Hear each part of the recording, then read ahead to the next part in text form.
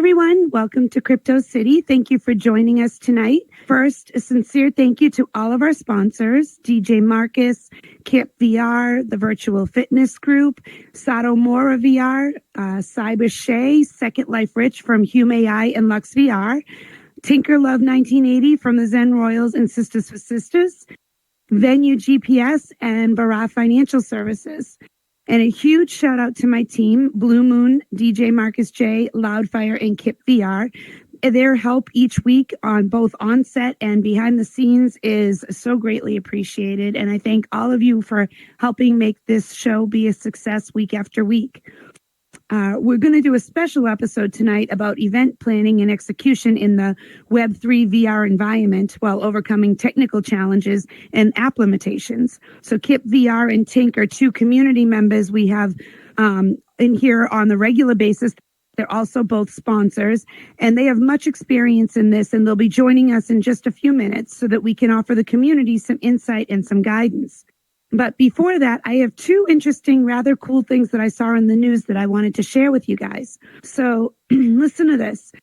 The Wall Street Journal posted this article this past week that scientists have created a new device that can send flavors from one place to another, kind of like virtual reality glasses, but for your mouth. This device lets people taste things like coffee, lemonade, fried eggs, cake, fish, whatever, but without actually eating them. And here's how it works. So if someone far away dips a sensor into their food, this device can recreate the taste using tiny little packets of flavored liquid.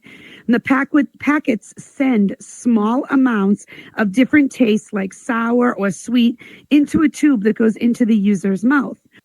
The scientists have tested it, making volunteers try different flavors, and most of the time, they were able to accurately guess what it was they were tasting.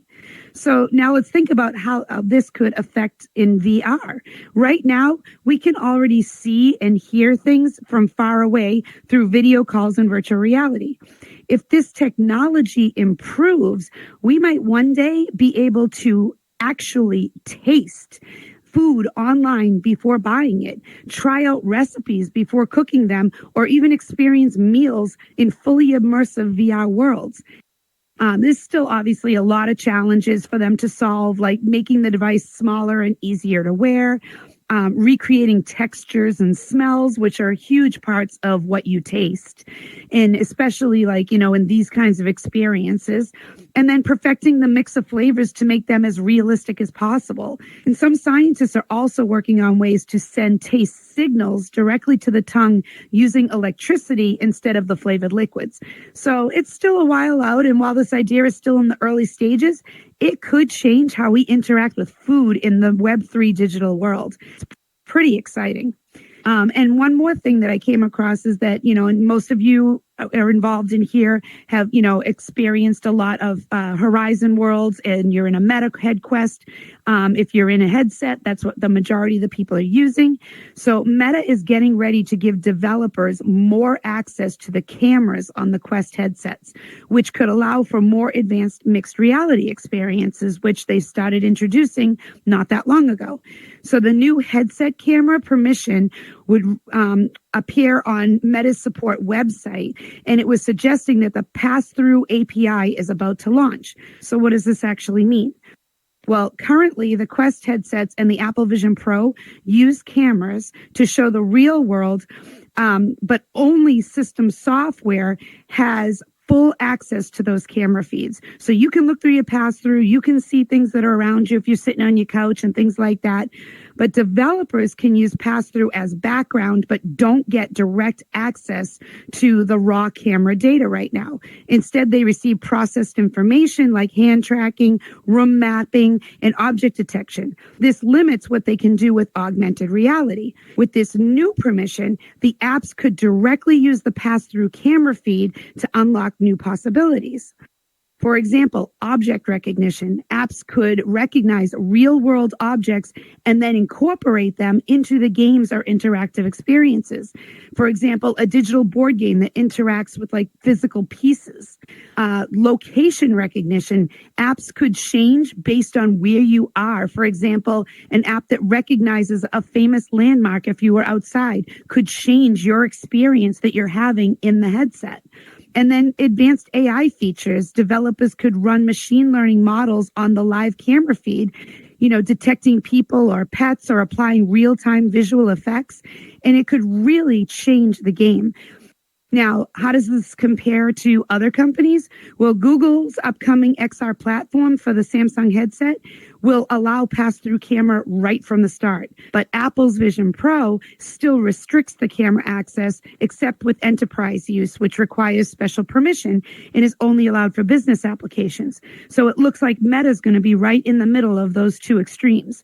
If Meta fully enables this feature, it could significantly expand what Quest apps can do, and making mixed reality would be far more immersive than what we currently see it as. So these are exciting things that are coming up. And like we'd say every week, everything is moving so fast and the technology is changing so quickly. So these things that I'm seeing in the news this week, it wouldn't surprise me if a month from now it's already implemented. But keep your eyes open, pay attention, and as always, like, we love interaction from our audience.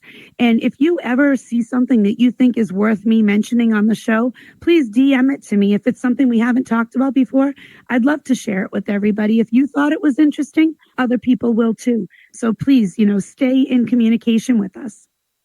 So now we're going to bring out tonight's guests. So please help me welcome to the stage Kipp VR and Tinkerlove1980. Please come out and join us.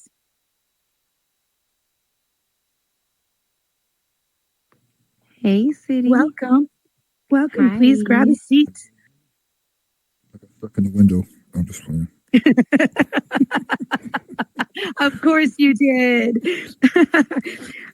Just to explain to the audience, there is a window in our green room that if you get too close and you are being silly, you can potentially get stuck in the window and not be able to get back out.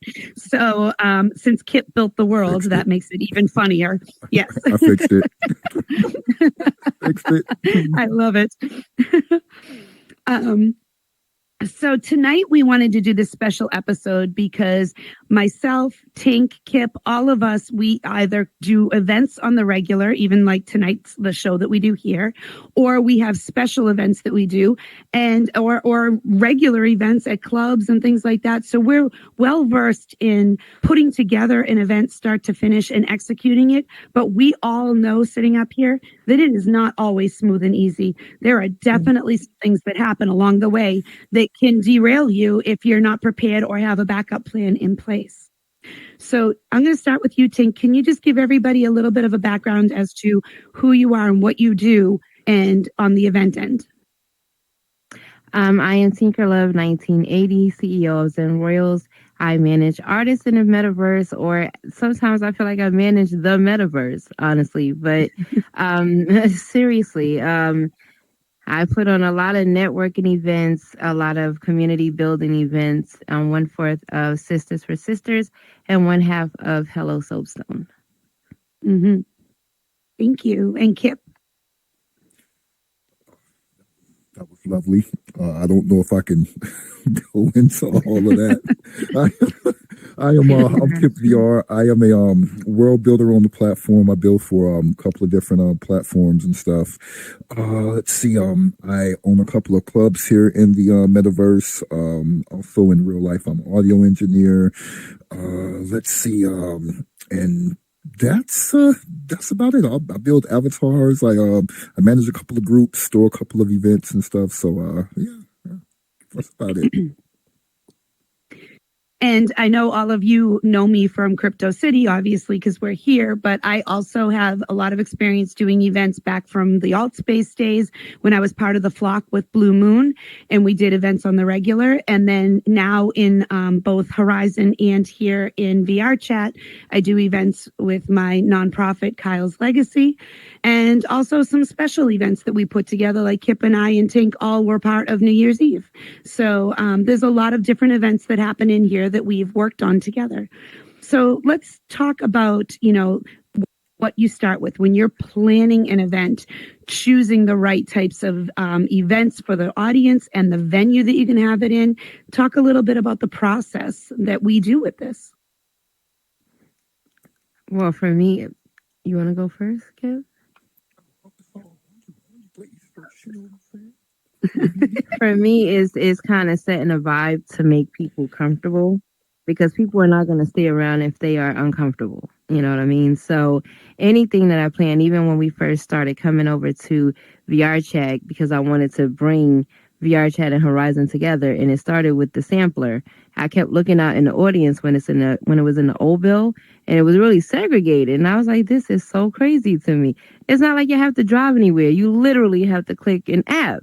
So it started with just kind of setting the vibe over here and VR Chat, and first hanging out with everyone, and then inviting them to the vibes and inviting some of my, Horizon friends over, and everybody just kind of started mingling from there, and trying to build events around different personalities is not easy, because it has to fit for everyone's personality, down to the music, the ambiance, the vibe. Even when I have certain events where it's a dress code, especially in Horizon where you don't have that much of a variety, I had a beige, brown, and black party, but it was mandatory that everybody change, because it set a vibe of a more adult type of, environment, so they knew the attitude to come in there with. Like, it wasn't going to be all of that loud talking and all of this. Like, I want people to be able to enjoy the event while they're there without having to worry about the drama. Like, I feel like we're coming in this headset coming from a whole day of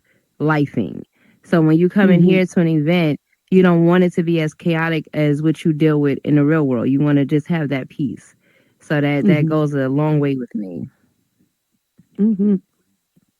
Agreed. Now since I've been ever since I've been on social VR, started out at alt space and then spatial, then over to here. Within the first, I would say about 6 months of being in alt space is when I learned how to build. So after that, every time we did a venue that was that we had to do, I was the one that was building it. So I definitely had to think about size, had to think about visual aesthetics, you know what I'm saying, what people would like to see, things like that, lighting and stuff. Is the lighting right? Does it set that mood when people come in there and things of that nature? So that plays, all of these things play a very big part, like Tink was saying, in just the overall ambiance of people coming into the world, you know what I'm saying? Because, we all got ADD to a degree, because you come in there and you sit for a minute, you know what I'm saying, you're like, it's not keeping my attention, and then you're right out the door. So you definitely have to think about those things, to keep your audience engaged. Absolutely. And then there's also certain things when you're picking venues and planning as well, because from a planning standpoint, there's events in here every single night. It might not be an event that you would attend, but there are events. And so you're always competing against other people. Am I picking the right time slot for the type of event that I'm going to have? And who am I going up against? Is it going to be the same audience that would be coming to my event? Because how are they going to be in both places at the same time? Maybe you shift and you do your event on a different night, so you're not competing against your same community. But then the technical aspect of it, you're lucky, Kipp, because you can build a world and host the event all in one. You can do the whole package. But if I walked in and I said, I want to do an event, I found this really cool world. It's so pretty. But is the world too heavy to get a lot of avatars in there? Is it going to make everybody glitch out? Those are things to consider. if you want to have music in this world and the world that you chose doesn't already have a player, if it's not your world, you can't just drop a player in there like we could do in Altspace. Over here, you have to have access to do that. So, you have to really think about what your event is going to entail, and does this world actually, allow for what you need. So that those are some technical issues that you also come along in addition to the lighting and stuff like that. Now, obviously, I have come across a couple of bars and clubs and stuff. A lot of them that's here on VR chat that gives you something called it's either instance owner or instance master privileges. That when you come in, you know what I'm saying, you're able to access all of these things, give roles to people and stuff like that. But the problem is finding the one that suits your needs. Yeah. That fits the vibe of what you're trying to reach. So once we choose, all right, we're going to do an event, we're going to put together a concert, we're going to have a birthday party, whatever the event is, now comes the part about marketing and promoting it, because you got to get the people there. And we don't have easy access event boards over here in either one of them. I mean, you log in, you can see where people are in their locations, but it's not like, hey, tonight at 7:00, this event is happening. So the only way that's happening is because we're working our butts off to get the word out there through social media and everything else. So let's talk about the effective use of social media for these platforms, along with word of mouth. So how do we accomplish this? I mean, social media is a good place to do it. But I notice it's easier if you support somebody else. So a lot of people that I support, I always have their stuff in my stories, and vice versa. So it gets that, and it becomes like a trend, kind of thing. Well, if this person is doing it, then this person will do it, then that person will do it, then that person will do it. And before you know it, you're in quite a few stories, and these are people who people normally do stop in and check out their stories and see what's going on. A lot of people come up to me and tell me, I know a lot of what's going on just by going to your stories, because you post everybody's everything. Even if I'm having an event that day at that same time, I will still post that next person's, because in Horizon, to be honest with you, you really need that, because you can only hold 32 people. Once that's filled to capacity and you have other people wanting somewhere to go and something to do, then they'll know, okay, well, if I can't make it to this event at 9, at least this event is going on at 9:00. You know what I mean? So it's kind of like that, draw that little circle around, and it helps to spread the word a lot more. And then if you're doing something, try to keep, in tune with other people and what they have going on, so you don't throw the exact same type of event. Throw something just a little bit different. If somebody's having an old school party for the 80s, don't do that same thing. When people do that, that's when the clashing starts. That's when people start feeling like they have to pick sides. No, just be considerate of what that. Black Sands is a prime example. Her and I spoke. She has Black Sands karaoke every Wednesday. She can't stay up as late as everybody else, so she starts hers at, I believe, 10 or something like that. It starts at 10. Sisters for Sisters starts at 9:30. I was like, okay, cool. She'll come pop in, and if I need her there, she's there. And then I take the crowd over there afterwards. Yep. You know what I mean? So, and a lot of people know I don't mind if they tag me as a collaborator. She does it all the time. Don't get personal with feeling like, oh, I just don't want you posting your stuff on my page. Why not? Wouldn't you want them to do that for you? Everybody has the same goal. So, you just kind of, I don't mind when people do that. I don't make a big deal of it. Sometimes I'll tell them to tag me in it, because they'll have a private page that I can't share. Or if they send it to me, I'll go, I can't share that. And they'll send me the original copy and I'll put it in my stories. You know what I mean? So it's that kind of networking thing that works for me very well. Kipp, like, in addition to social media, which obviously, majority of the people in here communicate through Instagram, because it's quick, it's simple, it's where majority of the crowd connects outside of the headset. Collaborations, though, you're big on doing a lot of collaborations, whether it's between clubs or people in here that you're, teaming up with for events. Talk about the benefit of doing these collaborations, and people who are VR influencers basically that are helping you get the word out there, bringing people into your club, helping you get out into other places. Are you muted? My apology. I had some noise in the background.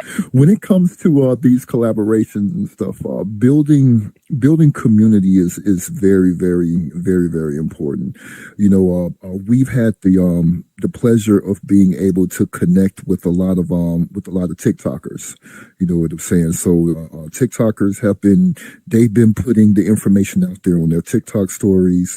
We have people that's been coming to the club that introduces us to different people and stuff. So what we end up doing is when with social media, I'm not really a big social media person, even since Facebook and MySpace, man. I've just never been like really big in social media. However, I have a couple of people that I've given access to my IG. So like my photographers and stuff like that, they'll go in, they'll post some of the events. I'll do a flyer up, send it to them, and they'll tag everybody who they need to tag in it and send it out for the collaborations. And then we have a couple of sponsors that work with our clubs and stuff that right when they get the information, they end up sharing it in their stories and stuff as well. So it is definitely like a social media word of mouth type of thing, So and the word gets spread. I think in May, the club that we opened will be at its 1-year anniversary, and we've watched the crowd Congrats. go from just a couple. Thank you so much. It went from maybe a couple of tens of people to now we're numbering into the thousands now.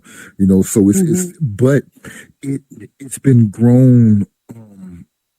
Is it grassroots or organically? One of the two, what I'm saying? It's just been grown organically. It's that some people come in, they'll chill, they'll go out, they'll tell more people, and and it just grows and stuff. And so now, anytime where we throw an event, or if our friends throw an event, I can go into pretty much everyone's event, and we see people that's in our group there, like Tink, for example. Tink has been one of our biggest supporters since day one that we opened up the club and stuff. She's always been there and stuff. So it's people like her that that you need in your community that will help you grow.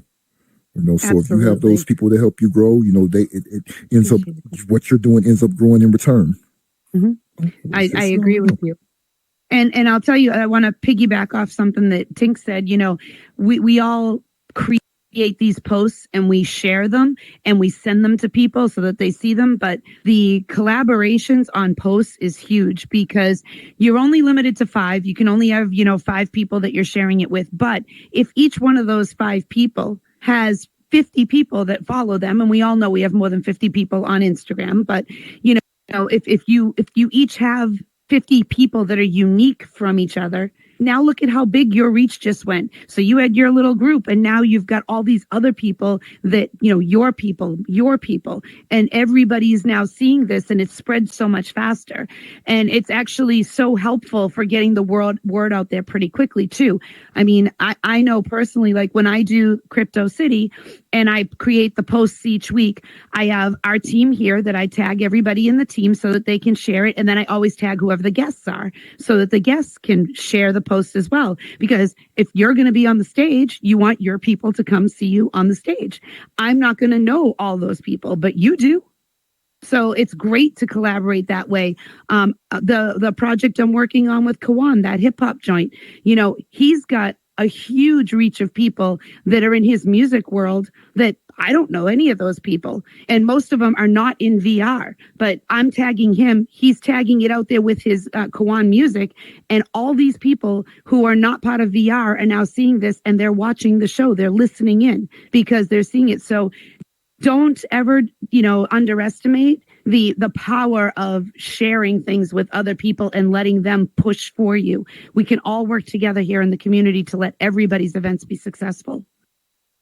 So now we've planned the event, we've shared the event, and now comes the execution of this event.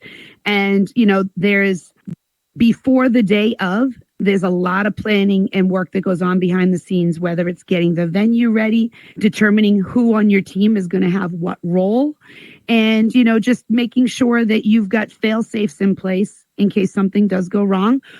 In here, we have crowd control for this show, which Loudfire does a great job at because, obviously this is a more business-like thing. But even if you're having a fun party, you can still have disruptors. So sometimes you need to have a plan in place to take care of crowd control. So let's talk about, setting up and testing things before the event and then managing, the people that are going to be involved in the event. So you want to go first? I was just going to say that before I enter into any testing of events, putting people in place is one thing I keep in mind, and that's Murphy's Law. Something will go wrong. What can go wrong will go wrong. Will go wrong. So, yeah. On you, Tink. That's something in here that you have to be prepared for. Technical difficulties, and then you not crashing out. You know what I mean? Like Absolutely. I am an overachiever. Everything has to be perfect, or I will go insane. So it's kind of like my team is around me. They know how to keep me calm. Everybody knows how to play that role if something should happen. I had to present at Black Sands. I think it was something mindset. I can't remember right now, but I had to present, and it was in spatial, and I was not familiar with spatial at all. And I had Ferrari there, and I had another young lady there, and I couldn't hear, so I had to try to come in through my computer. It was all a mess, but they knew how to back everything up for me until I was able to fix that. They knew how to delay everything for me. They knew how to step in, especially when you're doing an event and everybody is like, you got to organize this, you got to organize that. You have anxiety out the wahoo. So you have to have people around you to keep you calm. But once you get things in order, it's like you picked everything. This is the day of. 9 times out of 10, something's going to glitch. And you have to, especially if it's something you've built. In Horizon, I build my stuff. So when something goes wrong, it's very easy for me. We had the grand opening of City of Hopes, and for some reason, they couldn't glitch it past 4 people. I'm real quick with my hands. So it was like, all right, my team knew this is how y'all keep the people calm. Everybody split up and went in a different instance where everybody was, just to keep those couple of people calm until I was able to glitch the world and bring everybody back in. And then you ease everybody else's tension because people get aggravated easily. I know I do. So if I have to wait for too long, I'm going to start tapping and stuff like, come on now. So it has to be that moment where everybody knows how to click in. Everybody knows how to keep everything running smoothly. And, you have that connection with your team where they can read before you can. Like they anticipate whatever is going to happen for you to keep you, because they know how much of a perfectionist I am.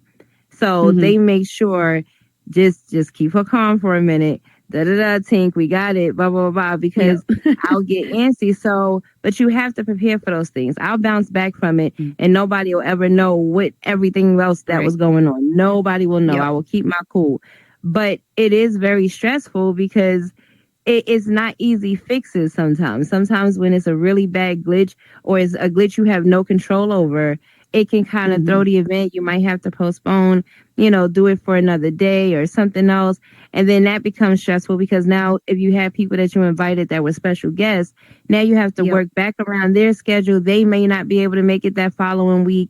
So it's a lot that goes into it where it's not as easy as people may think, especially in here. You got time zone differences. You have so many differences in here that you have to, it's kind of like a closed in circle where you have to really be a tinker and fix real fast before you lose the 20 people that was in that room.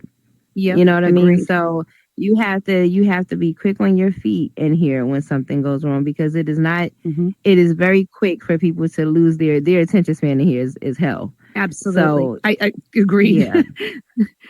No, I agree with you completely. I mean, it's funny because we've had plenty of technical difficulties on Crypto City, but we've worked through them in a very smooth and efficient manner. And for a prime example, Meta Day here in our audience, when it was her day to be on stage, no audio. She showed up, no audio. She left. She came back in, no audio. And I'm like, okay, well, an interview with no sound is not an interview. So we were like thinking real quick, how do we work around this? So I had her call me on my cell phone, and I put my cell phone up to the speaker inside my headset. So I asked her the questions. She was sitting there. When she answered, it came through my speaker. So yeah, it looked a little weird on stage that her lips weren't moving, but everybody could hear her. And we found a way to work through it, because sometimes you got to be super creative to make things happen. And I didn't want to cancel the whole show simply because of a technical difficulty, that we thought of a crafty way around it. Another guest we had coming on, Nathan, we could not get him in the headset in here no matter what we tried. So I was like, how do we be creative about this? I was like, all right, you know what? Do you have Zoom? I'll send you my Zoom account, and I'll Zoom in with you. And I gave it to Blue, so Blue could connect on her computer, and she streamed him up on the thing. So I was just like, both of you dial into my Zoom account, and we're going to just show you. And he sat there live and did the whole interview live. There was a little bit of a latency issue with the lag, but I asked the question. We waited like 5 seconds, and then he answered it. We found creative ways to work around it. Sometimes it's not that simple, but sometimes you just have to be quick on your feet and come up with a solution, because I would have lost him as a guest. He wouldn't have been able to come back the next day. Our show is on Monday nights. If it's not Monday night, it's not happening. We have to make it happen. And, there's lots of little technical challenges which we started talking about, audio in here. It's funny because Spatial, which is one of the other VR platforms, for those who don't know, it's so funny because the name is Spatial, and it has the worst audio in all of the metaverse, which is exactly. We've all been there, and we've all struggled with it, and that's why Crypto City was only there for one season. It was far too difficult to work over there.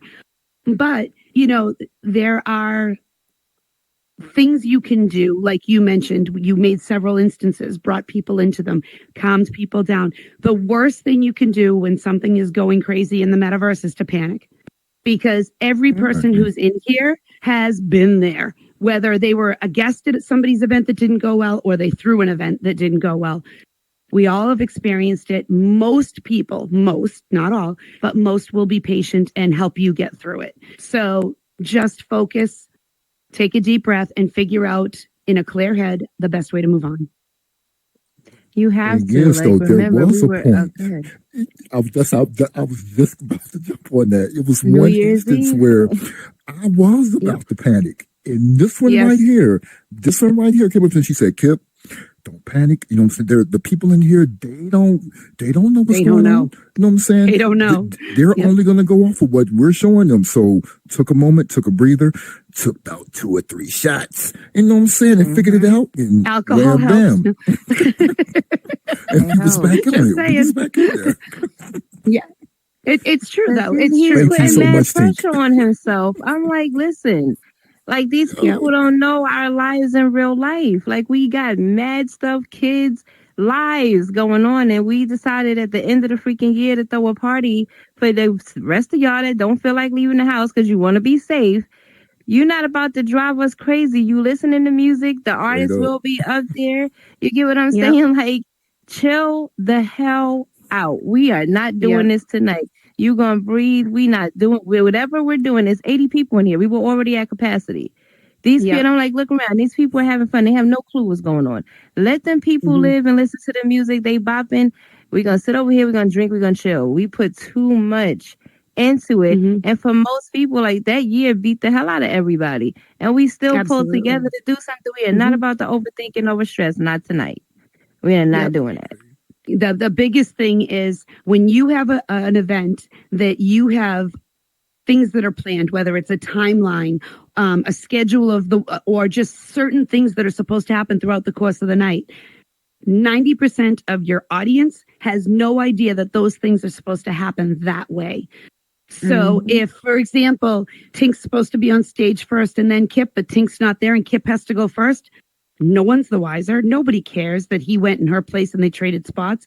So you're stressing about it. It's a simple fix. Just smooth it out. Go ahead and do it. And the audience is just like, yay, somebody's on stage. They don't care. And most people who are in here are not going to turn around and come up yelling and screaming in your face because something didn't work out the way it was supposed to. Again, if they are, there are some exceptions in here, and I will say I've had a couple of them happen. Even on New Year's Eve, we had one of the supposed performers threw a little fit, and we had to just say, you know what, this is what we're doing, and move on. That's it. But now the other challenge that we have that's not on the technical end of it, it's more on the people who are involved. So what happens when you have people who don't show? And when I say don't show, I'm talking guests that are supposed to be on that don't show up last minute. A schedule of 5 people to be on stage and 3 show up and 2 don't. What do you do in those moments? I always have a backup for a backup. Like anything can happen. Somebody could get caught in traffic. Last week, Soapstone, my guest got caught in traffic. And I'm like, okay, life happens. You know what I mean? It's not that serious. I'll have you next week. And Thelonious just so happened to be there. And I'm like, oh, yeah, he has the Afrofuturistic world. So we're just going to do a world hop. You know what I mean? So I'll improvise on you in a heartbeat. You have no clue how many times that has happened. Where it's even as Sisters for Sisters, it's been times when a world hop was not included in the schedule, but it might be times where I've just had a long week of a lot. So I'm tired and I don't feel like sitting still for all that for a whole hour. So now we're just going to do a world hop for our guests and do it that way. Like sometimes you'll be in a position where you have to improvise, whether it's a guest, whether it's a glitch, whether you can't use the world you thought, because that has happened to me, where the world that I wanted to use, something went all the way wrong. And I'll have like 5 worlds backed up. I'll do that because I don't like anything to go so wrong that it has no purpose and I done got all these people together. So yeah, I've improvised tremendously. Yep. And that's a great way of handling it too. Just think about something that you can do right in that moment that'll keep everyone entertained so they at least showed up for something. Now, Kipp, obviously you've got, a staff that helps you with your events at the club. Now, what happens when staff doesn't show? Just put somebody in their place. But at the same time, though, I will never ask my staff to do something that I won't do myself. You know what I'm saying? Like, say, for instance, we don't have like someone to run the door. I'll run the door. You know what I'm saying? Between me, Ferrari, and Dub, you know what I'm saying? We will pull every position up in there if we have to. You know what I'm saying? Now on the other side of things, let's take the sampler for example. You know what I'm saying? We've had to deal with that in the sampler, producers not showing. Or that just happens, artists, you know what I'm saying, at the last minute, not being able to be a part of it. Luckily, we've never had an artist to pull out the day of the show. It's always been, days prior or something like that, so, but production wise, with the producers, that has happened. So we've had to fill in the blanks by maybe using one of the other producers to, give beats or, things of that nature. So it's always it's always a backup plan. Hopefully we never have to deal with an artist pulling out the day of the show, you know what I'm saying? God forbid. But yeah, it's that's why we try to make sure that everything is pretty much set in stone. And if someone doesn't show up, like to the club or any other venues that we have, either staff fills in or we try to spread ourselves a little bit more, you know what I'm saying, around to those spots and stuff. But it works out. Yeah. It works out. We've had a few times here at Crypto City, Blue can tell you, where I've called her up at 2 hours before showtime and been like, the guest just canceled. 2 hours to showtime for whatever reason, whether they were sick or like Tink said, stuck in traffic. And I'm like, all right. And I've said to Blue, I'm going to throw together a show. And I pull a topic. I throw together an agenda and I've run the show myself. If I don't have a guest to bring on, I just run the show myself. I have a backup plan. This episode that we're having tonight, this was almost a backup plan. Earlier this season, one of our guests was supposed to come on, and he called me and he said, I'm on the tarmac at the airport. I've been here for a couple of hours. I don't think I'm going to be at my hotel room in enough time. And it was just a few hours before the show was about to start. And I said, okay, don't worry about it. Get yourself safely to your hotel. We'll figure it out. And I said to Blue, I'll be figuring something out here. And I reached out to Kipp and Tink and I said, what are you guys doing tonight? Can you come onto stage with me and we'll do an event about we'll do a show about what you do when you have an event and people don't show. And that's what the event was going to be. And they were both like, yeah, sure. I got you. We'll be there. And then last minute, the guest was like, I'm here. And I'm like, all right, great. And so we shelved this and I decided to actually make this a show because I thought it was worth it because these things happen to people who plan events all the time. And you really do need to have a backup. So I always have a list of, before each season, I have 1 or 2 topics that I just keep in my back pocket for a no-show that I can throw a little episode together with and run with it, So now the event happens. Everything, goes through. The event is over, whether it was a party, a show, whatever. Post-event follow-ups and, marketing after the event to tell people how great it was, to share thank yous to the people who attended, because people see those follow-up posts and they're like, oh, shoot, I missed that. That looks like it was great. Whether you posting video from it or you're posting, just thank yous with pictures of people who attended. People love seeing themselves in other people's posts. So, what are your thoughts on the best ways to do that? And, do you think it's effective of having the post-event follow-ups? Absolutely. We do it after every Soapstone. We do a video. Hey, thank you for coming out to Soapstone and blah, blah, blah.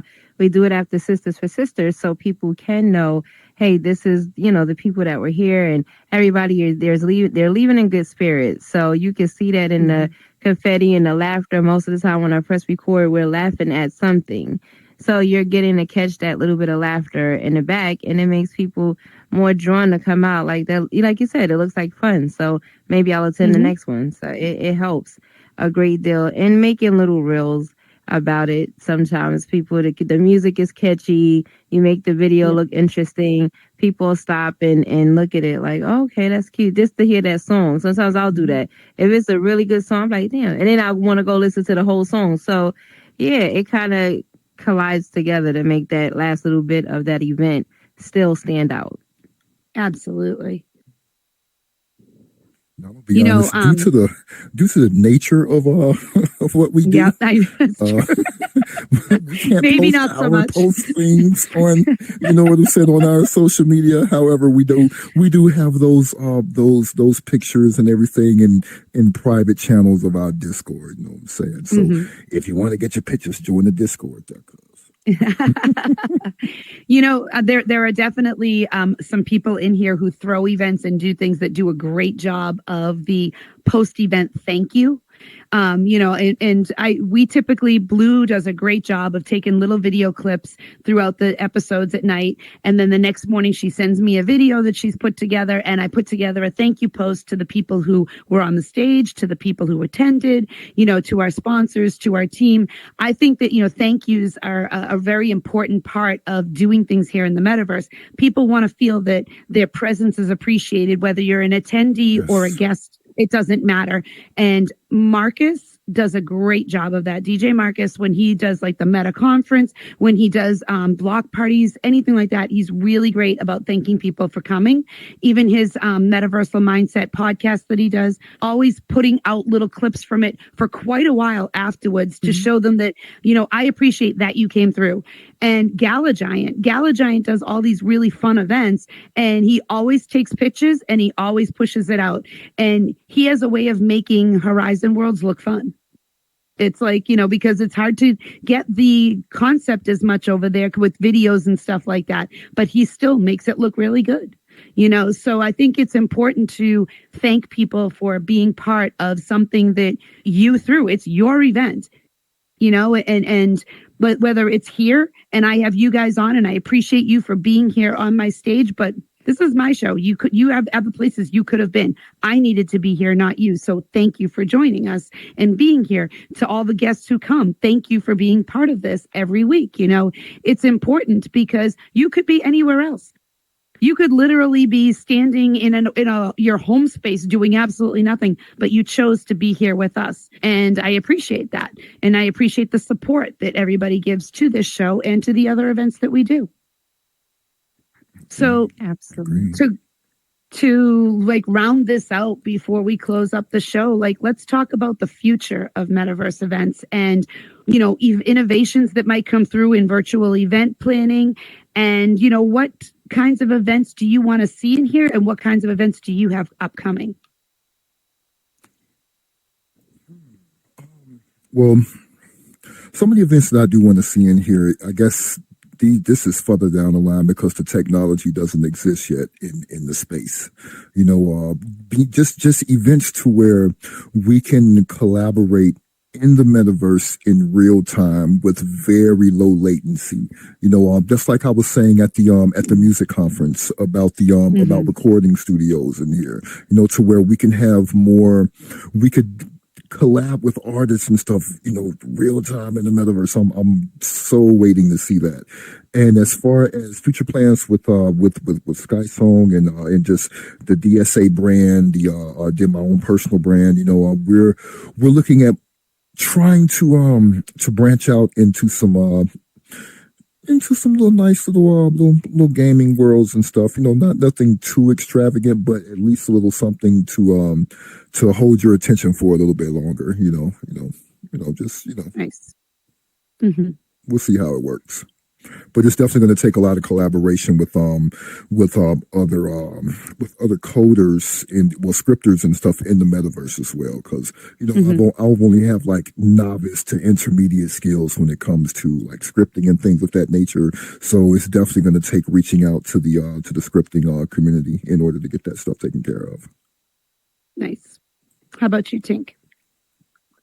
Well, for Zen Royals, we have a versus coming up between John Robinson and Kawan Kenpachi. So we're organizing all of that, trying to get something going with a rap battle artist that's outside of here, with one that's already in here that they already kind of connect to come in here and do a rap battle and kind of incorporate a lot of VR chat, because it's not going to be in Horizon, but it is going to be over here. Everything would probably be over here in VR chat.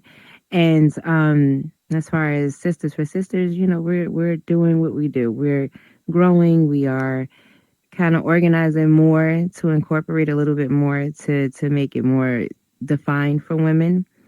And then I have a new project coming up. So I feel like in here you can use your imagination. Things that you want to do, you can literally do it in here. So we have a lot of clubs. We have that. I'm clubbed the hell out. I want something more adult-like, and that's what I built over in Horizon when I had High Notes, and it became just that, a very adult vibe. But Horizon just has a lot going on, so I want to bring something over here. So I made a deal with my other tourist sister. She came out of her fears. I will come out of mine. So I want to build the Till Goddess over here, which will be a very adult-like club, but she is the feature of the club, you know. So it's going to be, everybody has to go to her vibe and her melody. So I want people to paint to her melody. I want people to do poetry to her melody, and it'd be like a songversation, you know, or an art, you know, art harmony. However way I'm going to word it is going to be worded. But it's going to be special nights, you know, because I know she's busy. So we'll have designated nights where it's a night with the Till Goddess, you know, kind of thing. So that, and coming out of my show with my writing, I'm going to finally go ahead and finish this freaking script, because the story is dynamic. So, and I need to finish it. I was supposed to have it on Amazon last year. So I want to do it in here. So we're going to hold your feet to the fire on that one and make sure it gets done. I am. Keep the fire under me, because I will procrastinate. I will not lie to you when it comes to my stuff like that. Well, Kipp will tell you I'm good at like giving punch lists and making people get things done. So. Yes. Oh my God. Yes, you need a punch list, cuz. Punch list. I do. I'm your person. I do. So, and as for Crypto City, we actually we're in the early stages of planning an event that's going to happen in between our seasons. So, season 6 is going to end in the middle of May, and season 7 will start at the end of August. So, we are going to plan a tech event in the middle of the summer between June and July. And so, if any of you are in the audience or any of you that are listening would like to be part of that, or have somebody that you think should be part of that, please let me know. And I'm sure, we can work something out to, we want this to be a networking event. We're going to hold it in our beautiful courtyard that Kipp built for us. And we're going to do, that event over the summer. Also, we're planning some things with That Hip Hop Show that we are going to be putting together some fun events. Right now, we have a contest going on. So for any of you who may have missed it, MrBlockPartyRadio.com. We are on Friday nights at 5 p.m. It's called That Hip Hop Joint with Kawan Kempachi. And we're doing a contest from now till the end of the season. You have to answer 3 questions correct from now to the end of the season. First person to answer it get all 3 of them correct, will end up winning a $25 Amazon gift card. We decided to go with Amazon instead of Meta because there's people who are listening to the show that aren't in here in VR. So we want to capture everybody. So if you're not sure about it, you want more details, please reach out to me. I can point you in the right direction. But we're also putting together a few other little events that we got up our sleeve. And then I'm putting together a couple of events for Kyle's Legacy, my nonprofit. Over in Horizon, Gala Giant has made me a world over there, and we're doing quarterly support groups. We're due for this quarter's support group, and we're going to do that on March 27th. It's for canine cancer, anybody going through it or that that wants to know more about how they can help. And it's also a support group for people who have lost their pet to canine cancer. So we're doing that, but then we're following that up on April 1st. We're going to be doing a comedy and music night for awareness for Kyle's Legacy, to let people know about canine cancer and, all the things that, the stats behind it and how people can get involved and help out if they're interested. There's a lot of things that I do in the real world with my nonprofit. We're in our 9th year. And we have our big annual walk coming up and stuff. We do a virtual component to it. People can donate and still receive all the swag and everything and watch the video of it later, So there's different things that we're doing in here. And I will tell you that the number one thing that I think everybody needs to understand when they come into VR and want to put together events, you can't do it alone. You can try. It's just not going to be successful. You need a team of people with you. And it doesn't matter if it's just one other person. You need help to do this and make it successful. People working together makes things better. This community, everybody brings something to the table. Look out, find the people that bring what you need, reach out to them, include them, make them part of it. People are more likely to help you than you realize. Don't be timid to ask for help. Because if I go to you and I ask for you for help and for whatever reason you say no, there's someone else who will. There are a lot of really good people in this community and great resources. And 2 of them are sitting right here on the couch. So, just reach out when you need help. And if you need to be connected with people, please reach out to me because I might not be able to do everything that you need, but I can definitely connect you with the people who can. So, is there anything you'd like to follow up with before we close out? Yeah, I kept saying the Till Goddess. It was irritating me. Anadi is the Till Goddess. I ain't say her name not one time. That was really frustrating me. Thank you. All right, I can breathe now. Continue. We do love Anadi. How about you, Kipp? Anything you want to finish up with? No, I think you covered it. If you need help, just reach out. If we can do it, we can do it. If we can't, we can't. You know what I'm saying? Either or, and keep it moving. You know what I'm saying? But don't be afraid to ask. What they say, closed mouth don't get fed. This is true. I'm going to close out with look at this slide up here and see all of the collaborations and things that we have going on. These right here are just us right here on the couch. So, CityGirl, you already know Crypto City because we're already here and most of you are already following it. That hip hop joint, that's my new venture that I'm doing. You got Tink with the Zen Royals and Sisters for Sisters. And you got Kipp with Sky Song. So if you're not already following these ones, whether or not it's something that's going to be utilized by you, follow for support. Give your community back support. They'll help you when you need it. Give it back. Reciprocal energy is the best energy that you can find in here. And, next week, we are actually going to have on some of your friends, Kipp. Next week's episode is going to be about full body tracking, which is used in Kipp's clubs. And we're having a few of his staff come on. Velgro, Dominion, and Roxy are all dancers that use full body tracking. Loudfire, who is our crowd control, our guest engagement specialist here. She is also works for Kipp over at the club, and she is one of the funniest hosts you'll ever hear on the mic over there. But she also, she's amazing, and she's been doing full body tracking longer than most of the people that I know in here, and she does it for fun. She's not even using it for dancing. She was using it for her own reasons and loves it. And it's so interesting to see people moving around and their legs kicking up and all these different things. So we'll see a little bit of that next week. So if you want to join us for that, and we're going to talk about how it works too, because there's lots of different types of full body tracking that, some might work better for certain people depending on their housing and room situation. And then some people just might want, there's half body, there's full body, there's all different types of it. So we'll talk about that next week. So please join us next week for that episode. And thank you all for coming here tonight and listening in to what we had to say about events. And thank you, Tink and Kipp. I appreciate you coming out here and sharing your insight and your experience with our guests. Thank you, everyone. Thank you. Pleasure. Our pleasure. Thank you as well. Mm-hmm. And we will see you next week. Have a great week, everyone. Mm-hmm. Let's see.